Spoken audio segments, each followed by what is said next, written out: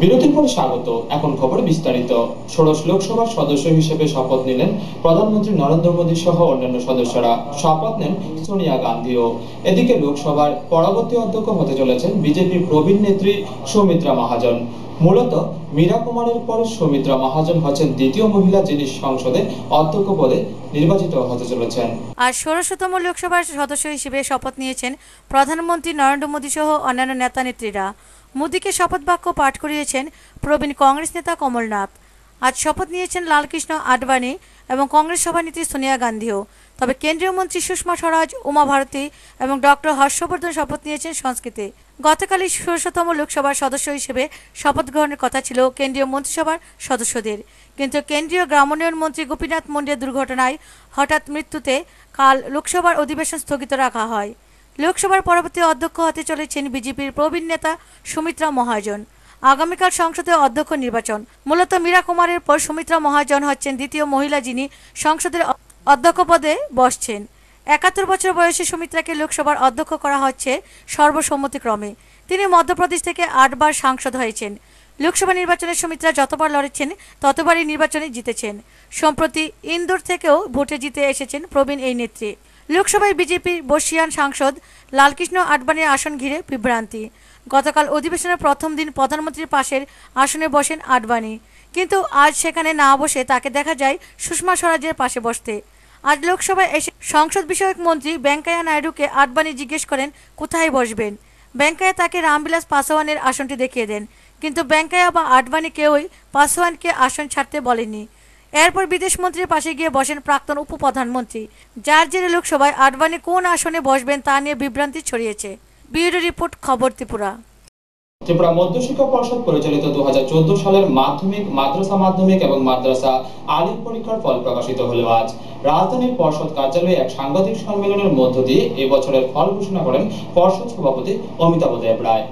ত্রিপুরা মধ্যশিক্ষা পর্ষদ পরিচালিত ২০১৪ সালের মাধ্যমিক, মাদ্রাসা ও মাদ্রাসা আলিম পরীক্ষার ফল প্রকাশিত হল আজ। রাজধানীর কুঞ্জবনস্থিত পর্ষদের কার্যালয়ে এক সাংবাদিক সম্মেলনের মধ্য দিয়ে এবছরের ফল ঘোষণা করেন পর্ষদ সভাপতি অমিতাভ দেব রায়। এবছর মাধ্যমিকে প্রথম হয়েছে রাজধানীর শিশুবিহার হায়ার সেকেন্ডারি স্কুলের ছাত্রী দেবস্মিতা সাহা, তার প্রাপ্ত নম্বর ৬৬৭। দ্বিতীয় হয়েছে কমলপুর মহকুমার হালাহালি হায়ার সেকেন্ডারি স্কুলের ছাত্র সৌরভ পাল, তার প্রাপ্ত নম্বর ৬৬৩। তৃতীয় স্থান অধিকার করেছে যুগ্মভাবে দুজন। এরা হল ধর্মনগর মহকুমার ধর্মনগর গার্লস হায়ার সেকেন্ডারি স্কুলের ছাত্রী সঞ্চারী দেবনাথ ও রাজধানীর নেতাজি সুভাষ স্কুলের ছাত্র প্রসন্ন রায়, তাদের প্রাপ্ত নম্বর ৬৬১। আমি সঞ্চারী দেবনাথ, আমি ধর্মনগর গভ গার্লস এইচ স্কুলের ছাত্রী। আমার বাবা মিস্টার বাসু কুমার দেবনাথ, তিনি ধর্মনগর সরকারি কলেজের কমার্সের প্রফেসর। আর মা শ্রীমতী সঞ্চিতা নাথ, উনি পদ্মপুর এইচ স্কুলের কেমিস্ট্রির টিচার। আর আমার তো গৃহশিক্ষক ৪-৫ জন ছিলেন। আমি দিনে এভারেজ মোটামুটি ৫-৬ ঘন্টা পড়তাম। তো এমনিতে কোনো ফিক্সড টাইম ছিল না যে এরকম থেকে এরকম, তো মোটামুটি পড়তাম। ৬৬১ পেয়েছি আর টেস্টে পেয়েছিলাম ৬৫৫। আমি এবার থার্ড হয়েছি। চতুর্থ স্থান পেয়েছে শিশু নিকেতন স্কুলের ছাত্রী সাগরিকা মজুমদার, তার প্রাপ্ত নম্বর ৬৫৫। পঞ্চম হয়েছে হেনরি ডিরোজিও স্কুলের ছাত্র তন্ময় পাল, তার প্রাপ্ত নম্বর ৬৫৪। ষষ্ঠ হয়েছে দুজন। এরা হল শিক্ষা নিকেতনের ছাত্র সাগ্নিক জ্যোতি রায় ও শিশু নিকেতন হায়ার সেকেন্ডারি স্কুলের ছাত্র দীপঙ্কর দেবনাথ। সপ্তম স্থানও যুগ্মভাবেই পেয়েছে দুজনেই নেতাজি সুভাষ বিদ্যানিকেতনের ছাত্র। এরা হল অনুপ দাস ও সিদ্ধার্থ ভৌমিক, দুজনের প্রাপ্ত নম্বর ৬৫১। অষ্টম স্থান অর্জন করেছে একজন, রাজধানীর শিশুবিহার হায়ার সেকেন্ডারি স্কুলের ছাত্রী স্বর্ণালী ভৌমিক, স্বর্ণালীর প্রাপ্ত নম্বর ৬৪৯।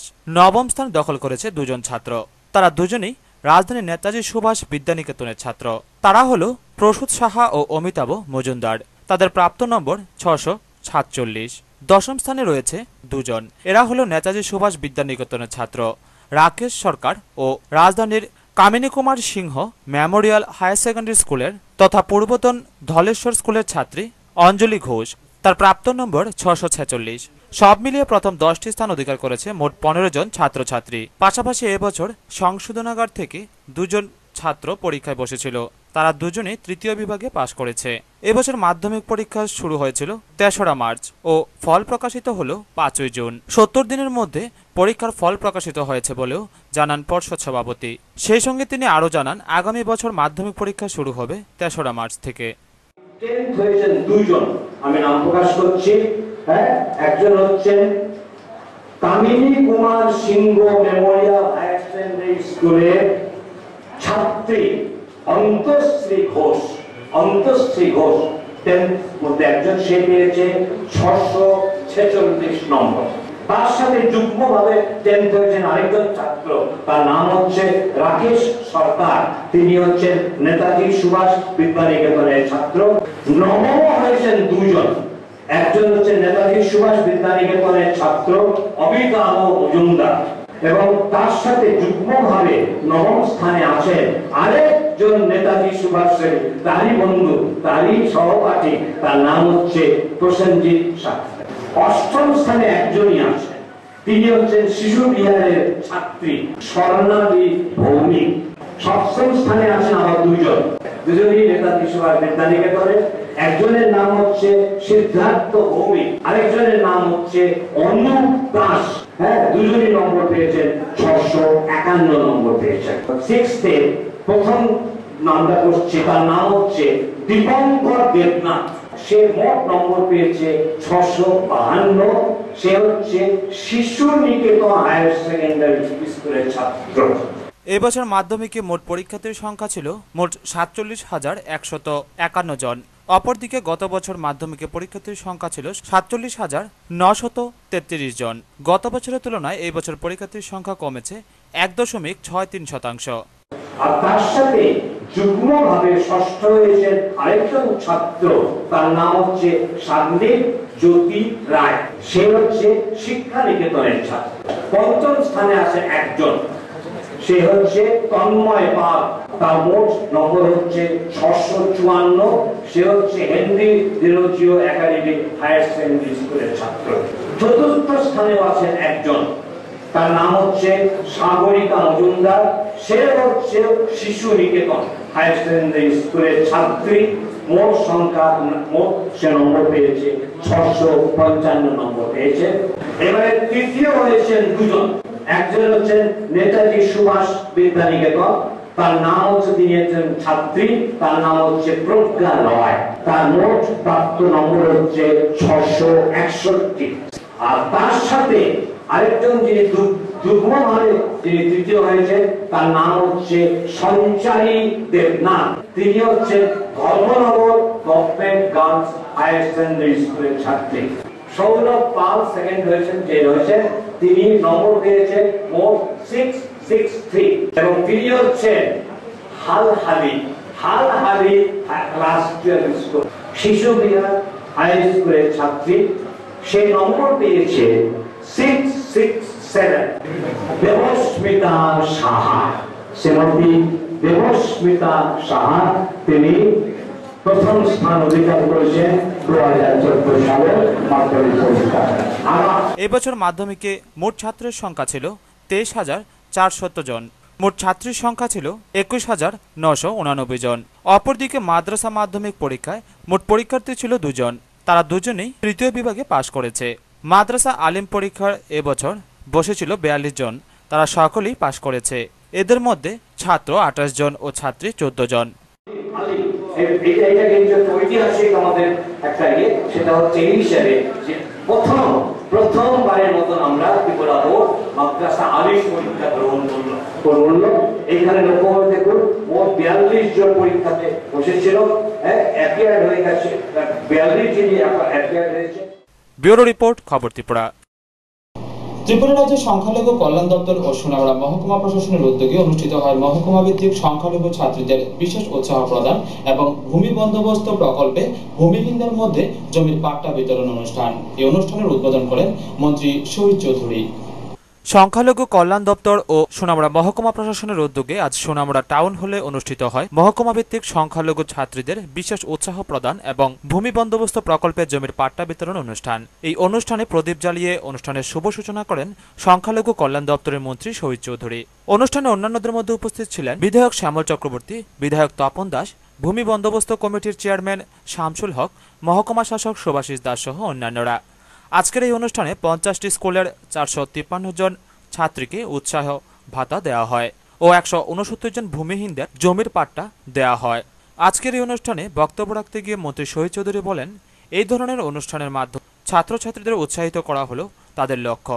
তিনি আরো বলেন, রাজ্য সরকার ইতিমধ্যে যে বহুমুখী সিদ্ধান্ত গ্রহণ করেছে তার মধ্যে অন্যতম সিদ্ধান্তগুলো হল এই রাজ্যের মধ্যে যারা ভূমিহীন গরিব মানুষ, যাদের মাথা গোজার কোনো ঠাঁই নেই, জায়গা নেই, অথচ তারা এই দেশের নাগরিক, এই রাজ্যের নাগরিক,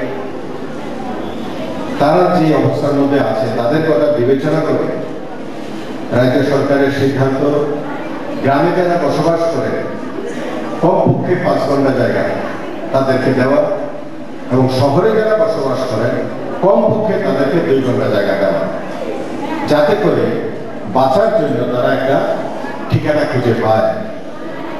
আমাদের রাজ্যের মধ্যে এইরকম যতই সংখ্যায় থাকুক, আমাদের সিদ্ধান্ত, রাজ্য সরকারের বলিষ্ঠ সিদ্ধান্ত, আমরা তাদেরকে জমির ব্যবস্থা করব। শুধু জমির ব্যবস্থা নয়, এই জমি পাওয়ার সাথে সাথে দারিদ্র্য সীমার নিচে যত মানুষ বসবাস করেন তাদের প্রত্যেককে একটি করে অন্তত ঘরের ব্যবস্থা করা হবে, যার আর্থিক মূল্য হবে 75,000 টাকা। কর্মসূচি আজকে এখানের মধ্যে এখান থেকে পাট্টা বিতরণ। আমি মহকুমা প্রশাসন এবং অ্যালটমেন্ট কমিটি, বিভাগীয় অ্যালটমেন্ট কমিটি তাদেরকে ধন্যবাদ জানাচ্ছি। ভূমিহীন মানুষরা জমির পাট্টা পেয়ে আনন্দ প্রকাশ করেন। তারা বলেন, এবারে মঞ্চে আহ্বান জানাচ্ছি পুষ্প দেবী কলই ওয়াইফ অফ মৃত আমি আনন্দিত পক্ষে যে আমি আজকে 5 ঘন্টা পাট্টা পাইলাম। হ্যাঁ, তো আমরা সরকার আমরা দিতে, আমরা কোনো জায়গা ছিল না ভূমি। হ্যাঁ, এটাতে আমরা অনেক খুশি বা ধন্যবাদ। আজকের এই মহকুমা ভিত্তিক সংখ্যালঘু ছাত্রীদের বিশেষ উৎসাহ প্রদান এবং ভূমি বন্দোবস্ত প্রকল্পে জমির পাট্টা বিতরণ অনুষ্ঠানে সাধারণ মানুষ ও বিভিন্ন স্কুলের ছাত্রছাত্রী সহ শিক্ষক শিক্ষিকাদের উপস্থিতি ছিল চোখে পড়ার মতো। টুটন চৌধুরীর রিপোর্ট, খবর ত্রিপুরা। জাতিগত সংঘর্ষের ফলে ত্রিপুরা রাজ্যে আশ্রয় নেওয়া বাংলাদেশি চাকমা ও ত্রিপুরী সম্প্রদায়ের শরণার্থীদের বাংলাদেশে ফিরিয়ে নিতে কেন্দ্রীয় সরকার ও বাংলাদেশ সরকারের সাথে আলোচনা করছে রাজ্য সরকার। সাংবাদিক সম্মেলনে জানান মুখ্যমন্ত্রী মানিক সরকার। গন্ডাছড়ায় বাংলাদেশে অনুপ্রবেশ নিয়ে সমস্যার কথা জানালেন মুখ্যমন্ত্রী মানিক সরকার। গতকাল মহাকরণে মুখ্যমন্ত্রী বলেন, 250 জন বাংলাদেশি, যাদের প্রায় সবাই চাকমা ও ত্রিপুরী সম্প্রদায়ের, মঙ্গলবার গন্ডাছড়া রৈশাবাড়ি সীমান্ত দিয়ে রাজ্যে ঢুকেন। বাংলাদেশের খাগড়াছড়ির দিঘিনালার উত্তর ও দক্ষিণ বাগাইছড়ি গ্রাম থেকে এইসব পরিবার উঠে আসে। সেখানে সমস্যা তৈরি হয়েছে, উত্তেজনাকর পরিস্থিতি, অত্যাচার, যার জন্য তারা এখানে উঠে এসেছেন। তাদের অবিলম্বে ফিরিয়ে নেওয়ার জন্য বলা হয়েছে। এর জন্য মুখ্য সচিবকে বাংলাদেশে নিযুক্ত ভারতীয় হাই কমিশনারের সঙ্গে যোগাযোগ করতে বলা হয়েছে, যাতে সেই দেশের উপযুক্ত কর্তৃপক্ষের সঙ্গে বিষয়টি নিয়ে কথা বলা যায়। কেন্দ্রীয় সরকারের জানানো হয়েছে। তাছাড়া গতকাল গন্ডাছড়ায় এ ব্যাপারে বিএসএফ বিজিবি ফ্ল্যাগ মিটিংও হয়। ফ্ল্যাগ মিটিংয়ে বিজেপির পদ থেকে অনুপ্রবেশকারীদের নাম ঠিকানার তালিকা চাওয়া হয়েছে। মুখ্যমন্ত্রী বলেন, বাংলাদেশে যে পথে সীমান্ত অতিক্রম করেছেন সেখানে এখনও কাঁটাতারের বেড়া হয়নি। ভৌগোলিক দিক থেকে সমস্যাদীর্ণ এলাকা। বারবার বলা হয়েছে এখানে কাঁটাতারের বেড়ার কাজ তাড়াতাড়ি শেষ করতে। এখান দিয়েই সন্ত্রাসবাদীরা আসা যাওয়া করত। অপহরণ সহ বহু ঘটনাও ঘটেছে। আমাদের গন্ডাছড়ার রৈশাবাড়ি পিএস যে এলাকা, সেই এলাকা দিয়ে বাংলাদেশের আপনার উত্তর বাগুইহাট এবং দক্ষিণ বাগুইহাট, যেটা হচ্ছে দিঘিনালা থানা আন্ডার খাগড়াছড়ি ডিস্ট্রিক্ট, এই এলাকা থেকে প্রায় 250 জনের মতো চাকমা এবং ত্রিপুরী কমিউনিটির লোক ঢুকেছে।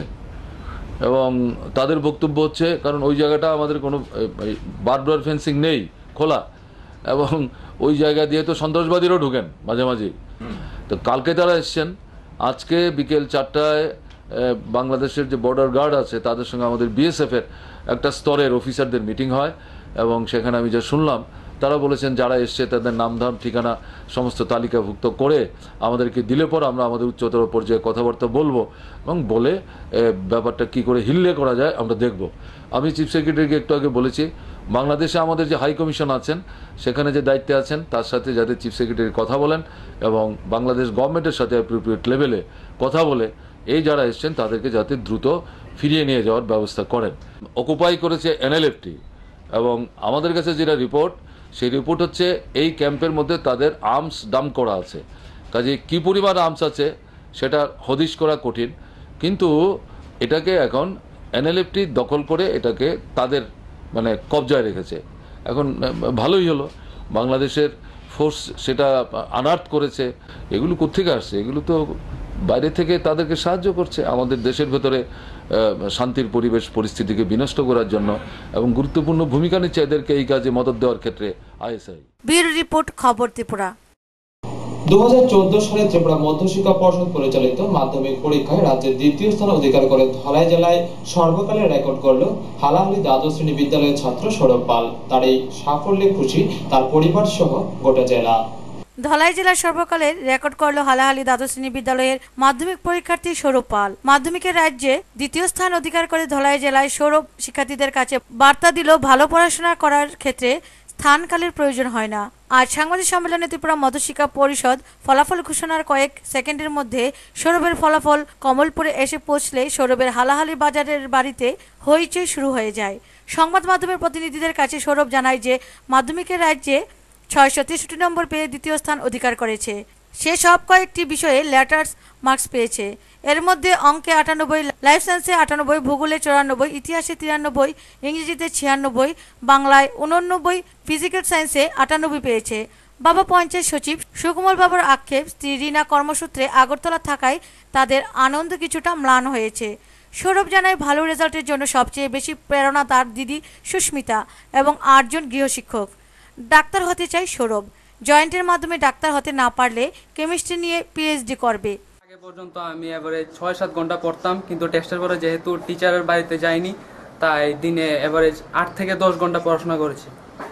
আর আমার এই সাফল্যের পেছনে প্রথম অনুপ্রেরণা আমার দিদি।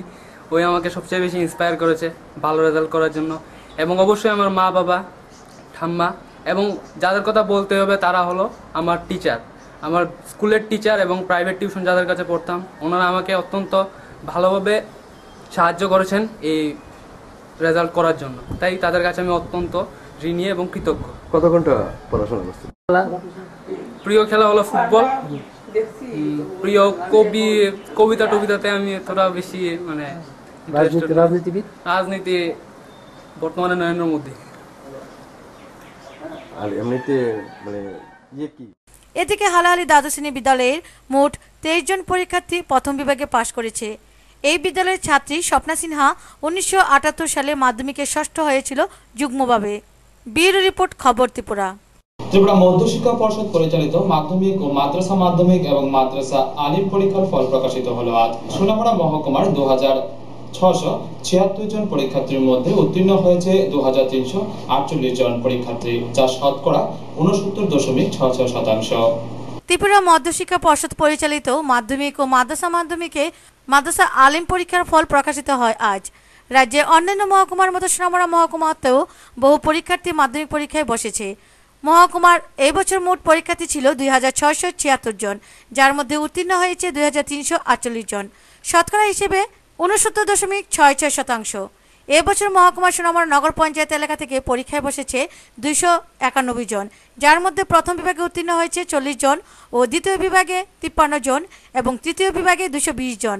মেলাঘর পুর পরিষদ এলাকা থেকে পরীক্ষায় বসেছিল 196 জন, যার মধ্যে প্রথম বিভাগে 15 জন ও দ্বিতীয় বিভাগে 40 জন এবং 186 জন তৃতীয় বিভাগে উত্তীর্ণ হয়েছে। নলছড় আরডি ব্লক এলাকা থেকে পরীক্ষায় বসেছে 554 জন, যার মধ্যে প্রথম বিভাগে উত্তীর্ণ হয়েছে 40 জন ও দ্বিতীয় বিভাগে 64 জন এবং তৃতীয় বিভাগে 64 জন উত্তীর্ণ হয়েছে। মোহনবুক ব্লকের অধীনে 366 জন পরীক্ষার্থীর মধ্যে প্রথম বিভাগে উত্তীর্ণ হয়েছে 4 জন, দ্বিতীয় বিভাগে 25 জন এবং তৃতীয় বিভাগে 366 জন। কাঠালিয়া ব্লকের অধীনে মোট 592 জন পরীক্ষার্থীর মধ্যে প্রথম বিভাগে 24 জন, দ্বিতীয় বিভাগে 86 জন এবং তৃতীয় বিভাগে উত্তীর্ণ হয়েছে 419 জন। বক্সনগর ব্লকের অধীনে 677 জন পরীক্ষার্থীর মধ্যে প্রথম বিভাগে 26 জন, দ্বিতীয় বিভাগে 63 জন এবং তৃতীয় বিভাগে 438 জন পরীক্ষার্থী উত্তীর্ণ হয়েছে, যার মধ্যে মহকুমার 11টি বিদ্যালয়ের পাশের হার 100%। এর মধ্যে রয়েছে সোনামুড়া ইংরেজি মাধ্যম বিদ্যালয়, কুলুবাড়ি দাউদারানী সিদ্দিকিয়া মাদ্রাসা, মেলাগড় রামকৃষ্ণ শিশুতীর্থ, গিলামুড়া হাই স্কুল, রাঙ্গামুড়া উচ্চতর বিদ্যালয়, ময়নামা হাই স্কুল, কাঠালিয়া উচ্চ মাধ্যমিক বিদ্যালয় সহ আরও বেশ কয়েকটি বিদ্যালয়। ব্যুরো রিপোর্ট, খবর ত্রিপুরা। টিওআইএফ এবং টিএসইউ উদয়পুর বিভাগীয় কমিটির উদ্যোগে উপজাতি গ্রাম কিল্লা কমিউনিটি হলে অনুষ্ঠিত হয় এক স্বেচ্ছায় রক্তদান শিবির। শিবিরে মোট 51 জন রক্তদাতা স্বেচ্ছায় রক্তদান করেন। উপজাতি গ্রাম কিল্লাতে অনুষ্ঠিত হলো রক্তদান শিবির। শিবিরকে ঘিরে উপজাতি যুবক যুবতীদের মধ্যে ছিল ব্যাপক উৎসাহ। টিওআইএফ এবং টিএসইউ উদয়পুর বিভাগের উদ্যোগে রক্তদান শিবিরে 51 জন দিলেন রক্ত। একদিন এই কিল্লাতে রাতের অন্ধকার দিনেই নেমে আসতো। বন্দুকের নল তাড়া করে বেড়াতো বহু রক্ত উপজাতি মানুষদের গা থেকে ঝরিয়েছে তপ্ত বুলেট। আর সেই দিন অতীত, তাই এখন শুধু রক্তদান। এদিন কিল্লা কমিউনিটি হলে রক্তদান শিবিরের উদ্বোধন করেন বিধায়ক মাধব সাহা। ছিলেন সংগঠনের নেত্রী, এডিসির কার্যনির্বাহী সদস্য সন্ধ্যারানী চাকমা, যুবনেতা জয়কিশোর জমাতিয়া প্রমুখ। রক্ত দিতে এসেছিলেন প্রচুর যুবক যুবতী, কিন্তু ব্লাড ব্যাংকে রয়েছে প্রচুর পরিমাণ রক্ত, তাই ইচ্ছা থাকলেও সবাই দিতে পারেনি রক্ত। রক্তদানে উপজাতি অংশের যুবক যুবতীদের অংশগ্রহণ ছিল নজর কাড়া। রক্তদান শিবিরে সন্ধ্যারানী চাকমা বলেন, এই রক্তদান শিবিরে যুবক যুবতীরা অংশগ্রহণ করেছেন, উদ্যোগ নিয়েছেন। এই উন্নয়নের পাশাপাশি একটা উপজাতি এলাকা আমাদের ত্রিপুরা রাজ্যের মধ্যে কিল্লা ব্লক আজকে অনেক উন্নত। বাকি যে অংশ সেই পরিকল্পনাগুলি জোরদারভাবে কাজ হবে মানুষের সহযোগিতায়, যুবক যুবতীদের। অন্যদিকে বিধায়ক মাধব সাহা রক্তদান শিবিরের গুরুত্ব তুলে ধরে বলেন, এর থেকে বড় পুণ্যের কাজ বা মহৎ কাজ পৃথিবীতে আর আছে বলে আমাদের জানা নেই। রক্ত এমন একটি জিনিস, কোন ইন্ডাস্ট্রিতে এটা তৈরি করা যায় না, কোনো কারখানাতে তৈরি করা যায় না। বিজ্ঞানের সারা পৃথিবীতে এত অগ্রগতি হওয়ার পরেও রক্ত তৈরি করা আমাদের পৃথিবীর কোনো বিজ্ঞানী এখনো রক্ত তৈরি করতে পারেনি। তার জন্য কোনো মুমূর্ষু মানুষকে বাঁচাতে হলে পরে, তার রক্তের প্রয়োজন হলে পরে মানুষের রক্ত। উদয়পুর থেকে বাণীব্রত দত্তের রিপোর্ট, খবর Tripura. Tripura autorickshaw workers union Tamsabari শাখার উদ্যোগে অটো শ্রমিকদের নিয়ে অনুষ্ঠিত হয় এক হল সভা ও বস্ত্র বিতরণ অনুষ্ঠান। অনুষ্ঠানে মোট 40 জন অটো ও রিক্সা শ্রমিকদের মধ্যে বিতরণ করা হয় বস্ত্র। গতকাল ছিল ত্রিপুরা অটোরিকশা ওয়ার্কার্স ইউনিয়নের 22তম প্রতিষ্ঠা দিবস। সারা রাজ্যের সাথে সংগঠনের সোনামুড়া বিভাগেও যথাযোগ্য মর্যাদায় দিনটি পালন করে অটো শ্রমিকরা। এরই অঙ্গ হিসেবে আজ Tripura autorickshaw workers union Tamsabari শাখার উদ্যোগে অটো শ্রমিকদের নিয়ে অনুষ্ঠিত হয় এক হল সভা ও বস্ত্র বিতরণ অনুষ্ঠান। এই হল সভায় উপস্থিত ছিলেন ত্রিপুরা অটোরিকশা ওয়ার্কার্স ইউনিয়নের সোনামুড়া বিভাগীয় সভাপতি অজয় সাহা, রাজ্য কমিটির সদস্য আবুল কালাম, তামসাবাড়ি শাখা সম্পাদক কাজল সাহা, সভাপতি মনুমিয়া সহ অন্যান্য শাখা সদস্যরা। হল সভা শেষে দুস্থ অটো চালক ও রিক্সা চালকদের মধ্যে করা হয় বস্ত্র বিতরণ। মোট 40 জন অটো ও রিক্সা শ্রমিকদের মধ্যে করা হয় বস্ত্র বিতরণ।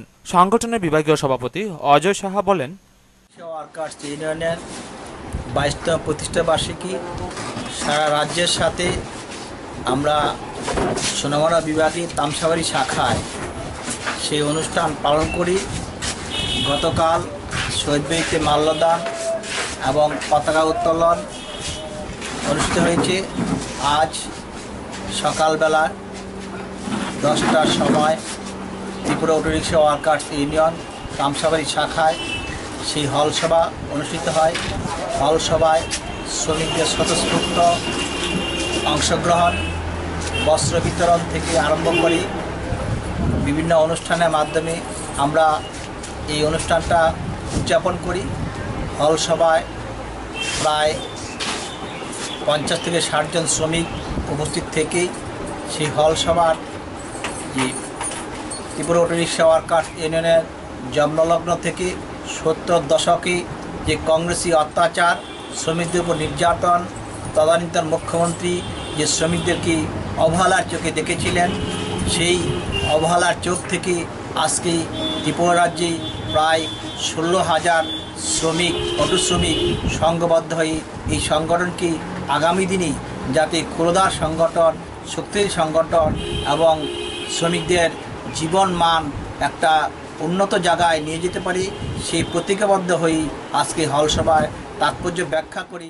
রাজ্য কমিটির সদস্য আবুল কালাম জানান, ত্রিপুরা অটো রিক্সা ওয়ার্কার্স ইউনিয়নের 1993 চৌঠা জুন আমাদের Tripura auto rickshaw workers union গঠিত হয়। সেই সুবাদে আমরাও ত্রিপুরা অটো রিক্সা ওয়ার্কার্স ইউনিয়নের তামসাবাড়ি শাখার অঙ্গ হিসাবে 1993 চৌঠা জুনটা সেই বাৎসরিক একবার করে আমরা এই প্রতিষ্ঠিত দিনটাকে পালন করি। পালন করতে প্রথমে আমাদের ফ্ল্যাগ, মাল্যদান এই সমস্ত এই চৌঠা জুন উদ্বোধন হয়েছে। তাকে কেন্দ্র করে আজ 5 জুন আমাদের তামসাবাড়ি শাখার এই কমিটির উদ্যোগে আমরা যারা অটো থেকে পরিচালনা করে বাড়ি ঘরে গিয়েছেন তাদের স্মরণ করা এবং আগামী দিন যারা আছেন তাদের স্মরণ করা, যারা রিক্সার থেকে বাড়ি ঘরে গিয়েছেন রিক্সা চালাতে না গিয়ে তাদেরকে স্মরণ করা, মোটর শ্রমিক থেকে স্মরণ করা, দিনমজুর ইউনিয়ন, ক্ষেতমজুর ইউনিয়ন, এলাকার বিভিন্ন দরিদ্র সীমার নিচে যারা আছেন তাদের আমরা এই শাখার উদ্যোগে শাখা থেকে বস্ত্রদান শিবির সেখানে সংগঠিত করি। আজকে এই পর্যন্ত আমরা 40 জনের নাম কোঠা করেছি। এই পর্যন্ত 30 জনকে আমরা বস্ত্র বিতরণ করেছি। আরও বাকি 10 জন উপস্থিত নেই, তাকে বলেছি পরবর্তী সময়ে এসে তারা বস্ত্র নেওয়ার জন্য। বস্ত্র বিতরণকে ঘিরে অটো শ্রমিকদের মধ্যে উৎসাহ ছিল লক্ষণীয়।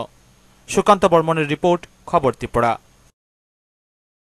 সোনামুড়া মহকুমার আরক্ষা প্রশাসনের উদ্যোগে মহকুমার অটো শ্রমিকদের নিয়ে এক আলোচনা চক্র অনুষ্ঠিত হয় নগর পঞ্চায়েতের কনফারেন্স হলে। এতে উপস্থিত ছিলেন সিপাহীজলা জেলার police super Smritiranjan Das, SDPO Ashok Kumar Sinha সহ অন্যান্য পুলিশ আধিকারিকরা। মহকুমার আরক্ষা প্রশাসনের উদ্যোগে আজ সোনামুড়া নগর পঞ্চায়েতের হল গড়িয়ে অটো শ্রমিকদের নিয়ে এক আলোচনা চক্রের আয়োজন করা হয়। এই আলোচনা চক্রে উপস্থিত ছিলেন সিপাহীজলা জেলার SP Smritiranjan Das, SDPO Ashok Sinha, OC Narayan Saha, motor ইউনিয়নের বিভাগীয় সম্পাদক হুমায়ুন কবির প্রমুখ। এই আলোচনা চক্রে অটো শ্রমিকদের বিভিন্ন সুবিধা ও অসুবিধা নিয়ে কথা বলে বক্তারা, গাড়ি চালানোর নিয়ম নিয়েও কথা বলে বক্তারা। এই আলোচনা চক্রে আলোচনা করতে গিয়ে প্রশ্ন উঠেছে সোনামুড়ার ট্রাফিক ব্যবস্থা নিয়েও। সোনামুড়া মহকুমায় নেই কোনো সুষ্ঠু ট্রাফিক ব্যবস্থা। কিছুদিন ছিল ট্রাফিক ব্যবস্থা, তারপর বন্ধ হয়ে যায় ট্রাফিক ব্যবস্থা, ফলে বিপাকে গাড়ি চালক সহ সাধারণ মানুষ। আজকের এই আলোচনা চক্রে সাংবাদিকদের মুখোমুখি হয়ে এসপি স্মৃতিরঞ্জন দাস জানান, মূলত সোনামুড়া সাবডিভিশনের বিভিন্ন জায়গার বিশেষ করে মোটর শ্রমিকদের প্রতিনিধি, কিছু ব্যবসায়িক প্রতিনিধিও আছেন। সবাই মিলে এখানে মূলত গাড়ির দুর্ঘটনা যে বৃদ্ধি পাচ্ছে তার প্রতিরোধ করতে এখানে একটা আলোচনা সভার আয়োজন করেছি। এই একটা যখন অটোর জন্য যখন করা হয়েছে তখন সবার ক্ষেত্রে করা হয়েছে। অটোকে নিয়ে কোনো বিশেষ কিছু না, কী চলবে ট্রাফিক রুলস অনুযায়ী যা যা কর্তব্য সেটাই ওনারা মেনে চলবেন। আমরা ওদেরকে এইটাই আমি ওদের সহযোগিতা চেয়েছি। আইন তো ভুলও ছিল।